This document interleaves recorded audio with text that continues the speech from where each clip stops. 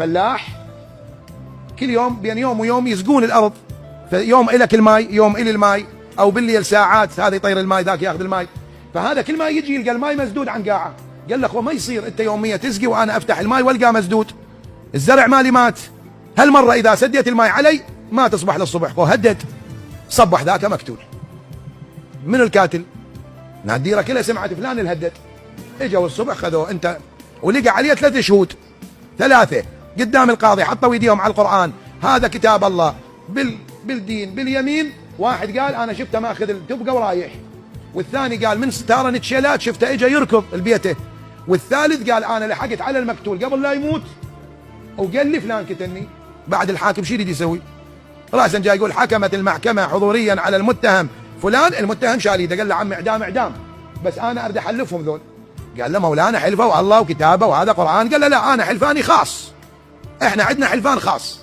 قال له شنو؟ قال له عمي دوروا وجوهكم العلويه فلانه، قولوا اجتافاتنا العلويه فلانه، هذا الحكي صدق. الحاكم متعجب، هذا رجال يريد ينعدم. قال لهم يلا عمي اطلق. قالوا له عمي براي الله براي الله، لا شفنا ولا سمعنا. والقاضي قب نار، قال لهم والكم مهلوكين الله وكتابه، هسه صدق علويه فلانه على عيني وعلى راسي، هي امه من اماء الله، هي عابده لله، ولذلك الله اعطاها كرامه وانطاها مقام. لكن ترضى انتم هالشكل تسوون؟ راسا حكم عليهم كل واحد 1 سنة و6 اشهر شهاده زور، وطلع المتهم وخلى القضيه ضده مجهول، وطلع متاثر. ما لكم لا ترجون لله وقارا وقد خلقكم اطوارا. مو هسه يا ريت احنا على مليون ومليونين، على رجيه، على سمكه، على خياره، على سالفه ما ادري شلون، الله وكتبه ورسله، يا ترى الله يرضى مولانا؟ هسه اكو يجي قسم هالشكل، لا يؤاخذكم الله باللغو في ايمانكم، هاي والله طلعنا طلعه، والله فلان هاي والله هاي لغو، هذا الله ما ياخذنا به، ولكن يؤاخذكم بما عقدتم الايمان.